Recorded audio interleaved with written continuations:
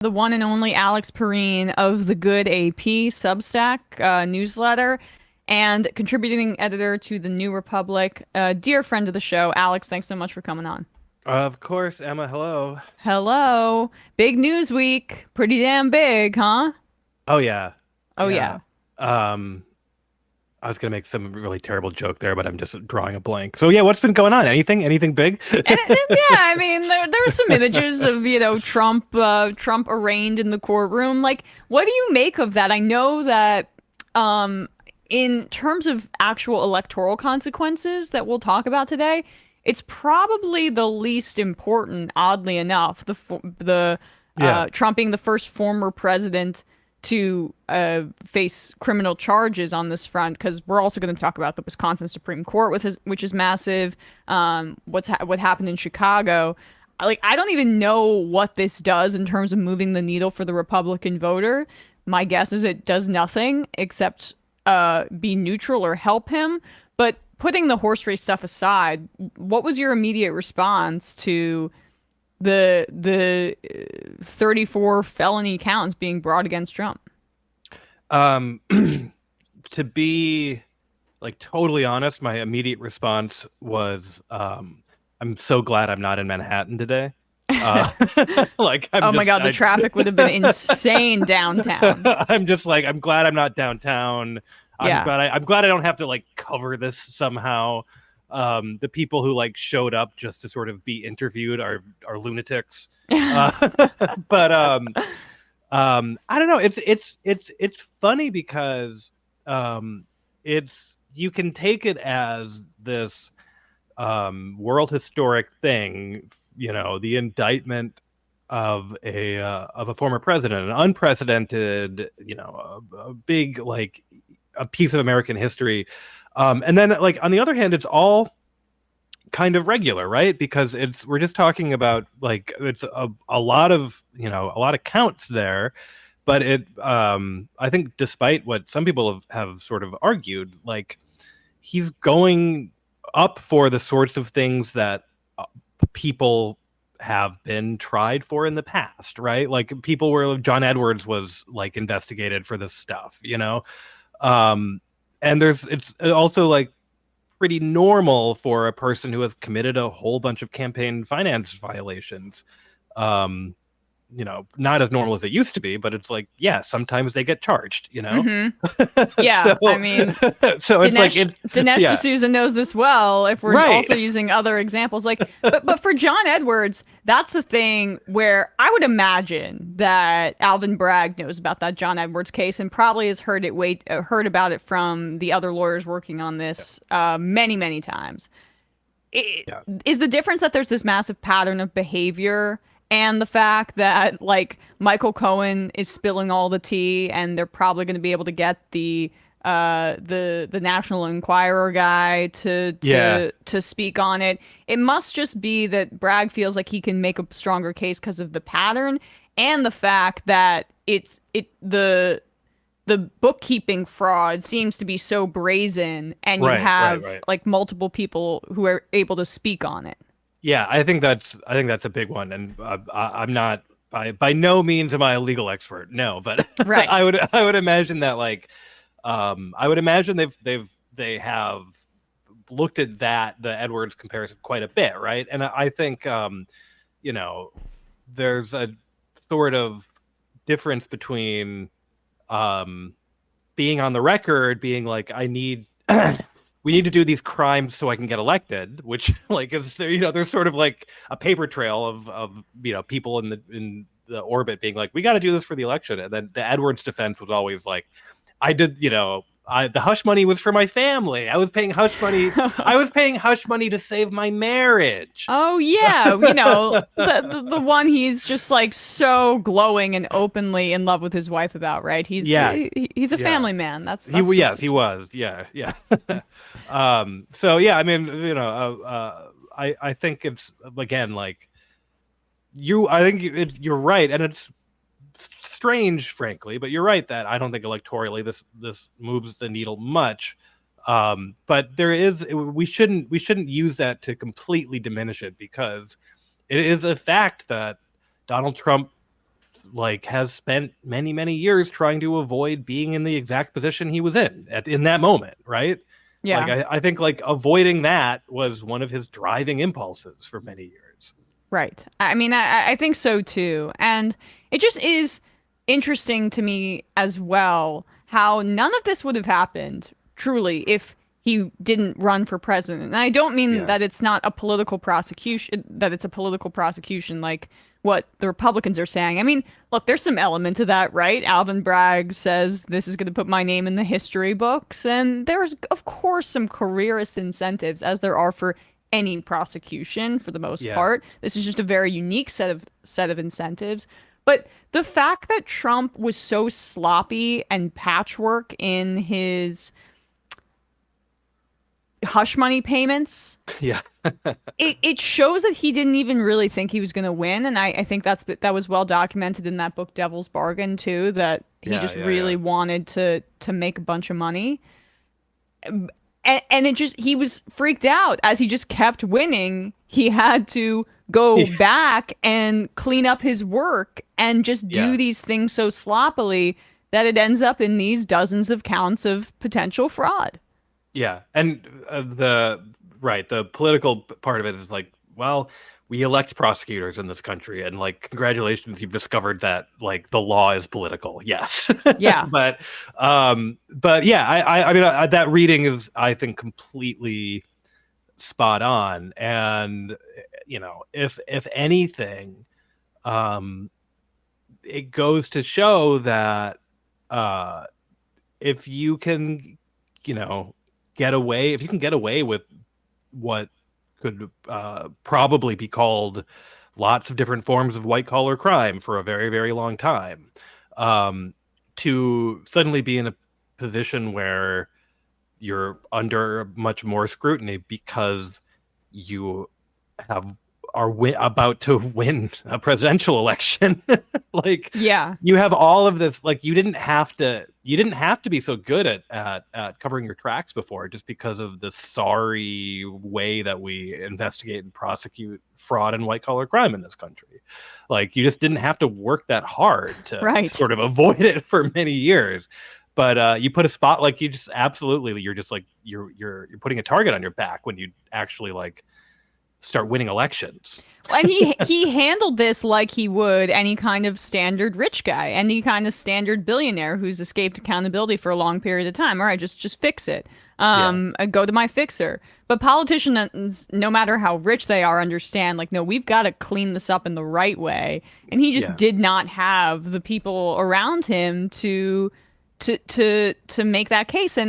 And it's also just interesting the sequencing of it, because we don't know when this Georgia other shoe is going to drop in that case. And then you have the grand jury investigation into the hoarded documents. Like, I mean, none of us know what's going to happen, but based on your decades of covering politics and your read on the Republican Party, now we'll return to the horse race. What do you think this is going to do to end, if you had to kind of make a bet, gun to your head right now? It's funny. I think I think if you are Trump, and this is not to say this is the most logical course of action, but this is the course of action that would make sense according to Trump logic. Mm-hmm. I think if anything, you're like, I got to just be president again by any means necessary. I think that's what you're thinking right now. Like, if I'm in jeopardy, I have to become president again, because then I'm untouchable. Right. I'm like, no one, like, I'm untouchable. As long as I'm in the White House, I'm untouchable. So if anything, that's just like, there are probably still Republicans who are like, he'll be so defeated by all this that he'll like just give up. Or I do think that is still a mindset some of them have, where we don't have to do anything because this will be so bad that he'll either go away or he'll fade from relevance. But he's going to be more determined than ever to be president again, I think. And I do think that at the same time, Democrats should not allow themselves to be in 2017 mindset where they think everything that happens is good news for Trump, right? Because it will remain the case that like most Republicans will stick with him and stand by him, but like all of this stuff is just like, even no matter what polls say, it's just going to increase that sort of like Trump fatigue that I think was actually a major factor in him losing in 2020, right? Among normal people. Oh my God. Like, we don't want to go back. That's why I hope he's the nominee. Absolutely.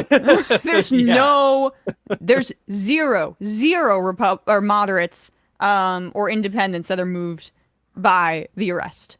I mean, moved in his direction. Yeah. Even if they think it's bullshit, people are still just like, we're just tired of this. We're tired of this circus. We're tired of this circus. Yeah, exactly. I mean, and that's, in my opinion, why Biden's kind of static, low approval ratings relative to how the Democrats performed in the midterms. That's why I think they don't really matter that much, because he's so bland and boring, and there really is, even if people aren't jumping for joy for him, a desire for that in the wake of like all of this chaos, which exhausted people. He might have low approval ratings, but it's more just that people are like, I don't see him around, so I don't really like that. But deep down, they kind of like that he's not in the headlines every day. Yeah, and I think that we, I think a lot of, people who've been around electoral politics for a while don't really grasp that mood. I think especially among younger people, and I take that to mean people under like 50, who might just be like, you know what, like Biden's not my guy. Like he's just not my guy. But whatever, like better than the alternative. And that's a real thing. And you look at these elections we've been having, and I know we're going to talk about Wisconsin, but I don't think conservatives understand that there may not be excitement, and there may not be like a lot of positive feelings and excitement among the electorate about Joe Biden, but there's a lot of antipathy and hatred of Republicans in the electorate, and that's like they're making it that worse every day, and that's going to be, I think, like the driving factor, almost more than people's love or lack thereof for Uncle Joe. Exactly. Well, you just mentioned Wisconsin, so let's talk about that here. So, it incredibly consequential victory in Wisconsin, with the Supreme Court flipping to liberal for the first time since 2008. Scott Walker had a take. He's emerged from, I don't know, his gold-plated dungeon paid for by the Koch brothers. It's like people forget that there have been many governors who were crowned as the next Republican nominee who had a lot of cash behind them. Talking about you, DeSantis, who ended up just like flaming out because they don't have it. Bobby Jindal. Yep. I mean, Jeb Bush from Florida. Chris Christie. Right. Walker is the OG, though. It's like people, for some reason, especially because there's a good parallel to draw, honestly, with DeSantis right now, because DeSantis is doing all the things that the Republican Party nationally thinks is like energizing. He's just tripling down on culture war stuff.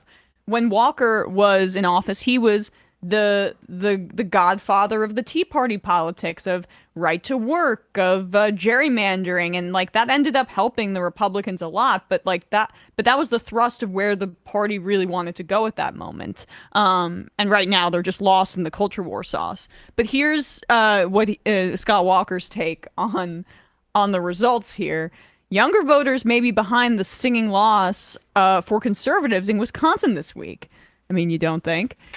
In November 18th, 18 to 29-year-old voters in Wisconsin went with the radical candidate by 40 points. Digital ads, student coalitions, none of these will do it. We have to undo years of liberal indoctrination. Mhm, And here's mhm. what I'll say. First of all, I love that he pretends that those are these are just like the good faith tactics that his Republican Party engaged in to box out liberal and non-white voters during his time in Wisconsin, when it was just gerrymandering and taking a Yeah. sledgehammer to unions, which is what did it. But it's liberal indoctrination, Scott Walker, or is it that the youth see no hope for the future under a Republican Party, that they want labor to have more power, that they believe in the right to an abortion, which is probably really what did it in this instance. Like it just, the contempt for voters astounds me to this day still, that they think that it's all some sort of game of brainwashing, and they're just not doing Yeah. it the right way, as opposed to, no, what you're proposing is Well, horrible. what Walker's conclusion is really funny, because he says, like, you know, digital ads and stuff like that, that's not going to cut it. And like, what we need to do is undo indoctrination. It's, which is, that's Yeah. okay. How do you propose? I don't know. It's just, it seems like a heavy lift, undoing years of indoctrination, if that's the problem. You know, we're seeing something. This has been evident in the numbers for years now. That is, as far as I know, unprecedented in like the Anglosphere politics, specifically in the US and the UK, which is that like a generation of voters is not getting more conservative as they enter adulthood and enter middle age. Right. They're not going down the boomer route. They're not going down the boomer route. And I think that for a long time, people on the right sort of assumed that what would happen is that everyone would grow up and turn right wing, just because they just thought that was a law of nature. And as that has not happened, it has intensified this sort of war on the young that defines a lot of conservative politics now, which is funny, because then it becomes this really sort of clear feedback loop, right? Like, a lot of conservative politics is a sort of open warfare on the priorities and often the rights of young people. And then at the out of the other side of their mouth, they're like, the young hate us because of left-wing professors. Like, right. That's what they're, you know, like they organize their politics around, you know, completely stymieing anything young people want, and then blaming indoctrination for the fact that they're hated. Bradley, actually, because it's funny you mentioned that, because I was just looking at that graph again, and I'm reminded, with that Arizona figure being so huge. Yeah. This is, I guess, a Brookings graph. That Arizona margin being so massive for young voters, in terms the biggest for Senate elections, I guess in last year. That is an immense failure on behalf of the whole indoctrination industrial complex, led by someone called Charlie Kirk, whose whole damn philosophy is about going to college campuses and convincing kids that the conservative agenda is correct, and he gets a boatload of money to do it. And Arizona was his ground zero. Arizona was the place where he was putting most of his focus and, I believe, money for Carrie Lake and such. And literally, it's like it is almost as if his efforts made it worse. Yeah, like yes, yeah. But he'll still get a boatload of money from Republican donors, because they will buy into the premise that Scott Walker is laying out there, that all you need is just a little bit more indoctrination on our side, and then young voters will be convinced that we should gut Medicare, and also that trans people are demonic. Yeah, right. I mean, it's the no, it's the children who are wrong campaign. Yeah. But it speaks to, again, how I think easy the grift is on the right. Like you can get a lot of money from old rich people by saying, I will go to college campuses and defeat liberal indoctrination and show no results. And there's something there have been people on the right who have been trying for years to sound alarm bells about how they're losing a generation of voters. And like Trump set that back years because by winning, essentially, right? Like it was the same as, the famous like RNC postmortem or whatever. Like the Trump victory just like allowed so many people in the Republican Party to be like, no, what we're doing is working. And I think they don't have another strategy beyond Charlie Kirk. Like I don't know what their plan well, B here is. I didn't even realize this, but thank you to PGH Pete for pointing this out. Put this tweet back up because right beneath it, I did not even realize this. This is Scott Walker launching his own thing. So he's here. Scroll down here. That is why I am leading a new effort at YAF to counter the impact of radicals on campus. Yeah, exactly. It's like, okay, great. So this is just all a part of your grift. He's just doing the Charlie Kirk thing, except he just might have a Young America's Foundation to inspire students to become bold advocates for freedom on campus, and their head photo has Ben Shapiro, Scott Walker, Matt Walsh, etc. Like this is just their version of the Charlie Kirk grift. Where that Matt Walsh video we watched yesterday, Emma, where that trans person confronted him, that's a YAF event. There we go. Yeah. So again, I mean, honestly, this is a way for them to make money, and also. And there's going to be a bunch of old billionaire or multimillionaire donors who are like, yes, like we just need to teach the kids about hard work. Here's $3 million, Scott Walker. If you want to talk about how this effort kind of backfires, like one funny way that it does is that what all of these campus right-wing groups kind of do is attract the biggest weirdos on campus. And then the biggest weirdos on campus go on to work in Republican politics and advise people like Ron DeSantis.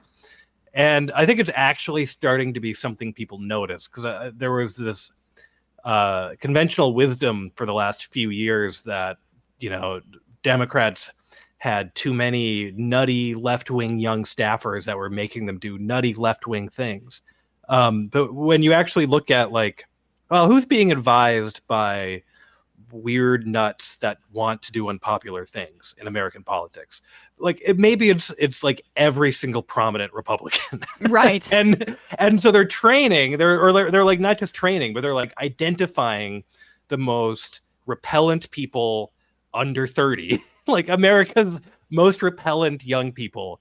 All of this money is going to identify them and send them right into Republican politics to like ensure that the Republican politics remains as off-putting as possible for years to come. Right, exactly. Let's talk a bit about then Chicago here. So yeah. Here's my question. I saw people discussing this online. Can you imagine if New York City had a teachers union as powerful as Chicago? Oh man, I mean, wouldn't that be awesome? It would be, yeah. Like and to some extent,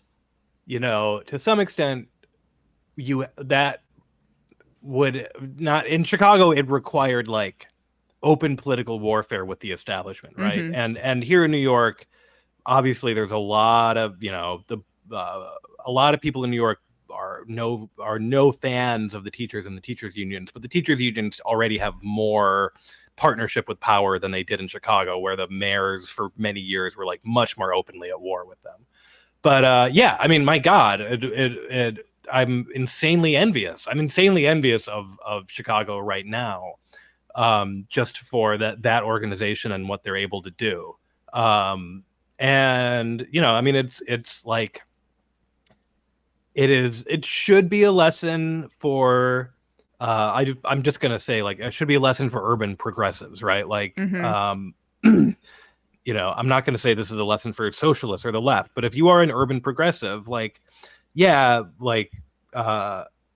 get in, like work with the unions and increase union power and like, you know, build on it, right? Like that's how you actually like get this. That's how you get these victories. You know, it's got to go. It's got to go through. It's got to go through there, right? Well, there's a vacuum here in New York compared to Chicago in that there is a very powerful union here in New York. They just got a bunch of raises, actually. They just negotiated a new contract with Eric Adams, and that's the police union. And they're powerful in Chicago, too. But look who won. I mean, it was really a head-to-head matchup between the police union candidate and the Chicago teachers union candidate. And in the wake of just all of this stuff, talk about rising crime and Chicago being a hellhole, and we needing to really crack down on crime, and this really spat in the face of that narrative of there being blowback here, because the opposite happened. I think a lot of that had to do with high-profile endorsements, like from Jim Clyburn and from Bernie Sanders. But we spoke to some prospect reporters who were covering it on the ground, and a lot of it was the union's endorsements, yes, but also the the strategy of door knocking, particularly in Latino heavy areas, where they turned out for Brandon Johnson in a way that was not that Vallis was not able to keep up with. So it's this combination of embracing teachers unions, union support, frankly eschewing narratives about crime that are trying to be imposed on them from the National Democratic Party, and making it a more holistic approach about uplifting economic prosperity within the city more broadly, and good old-fashioned leather shoe door-knocking politics, which, I mean, that combo brought him seemingly over the top, Johnson. Yeah, and that's right. And I think it does. I think you could see in some of the post-election coverage how blindsided a bunch of the establishment was, that the crime narrative was not the only thing that decided it for voters, right? Like I think that they just didn't. There were a lot of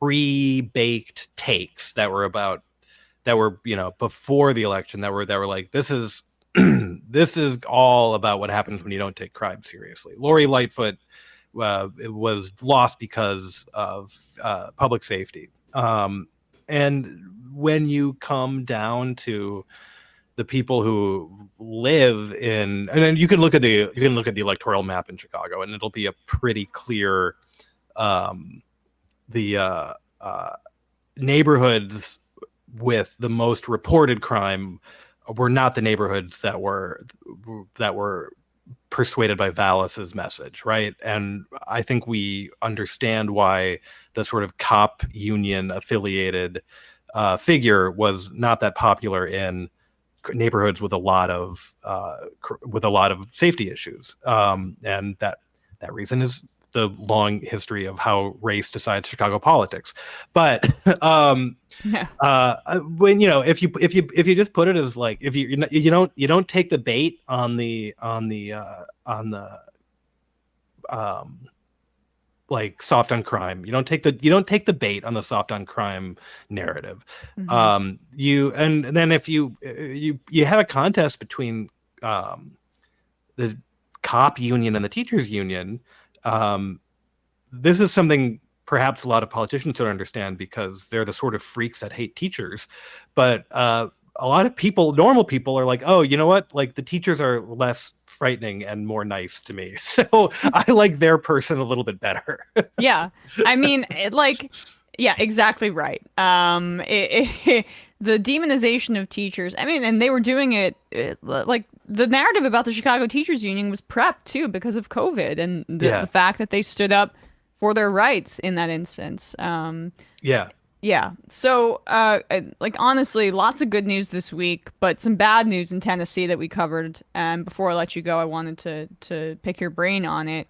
Those two Tennessee lawmakers expelled: Justin Pearson, Justin Jones, the white Representative Gloria Johnson ended up surviving by just one vote, but she was one of the three under threat, and the two, Justin Jones and Justin Pearson, ended up actually getting expelled, which is incredible that is in the Tennessee state constitution, that they're able to just say, like, we're firing you, even though we're supposed to live in a democracy, and like there's no mechanism to keep them in office. They're just out. They're just out because the Republican supermajority decided we don't like the fact that you protested and used your voice for the first time. We're used to the Democrats being in the background, being so dwarfed by our numbers. The fact that you made national news actually doing politics, we can't have that.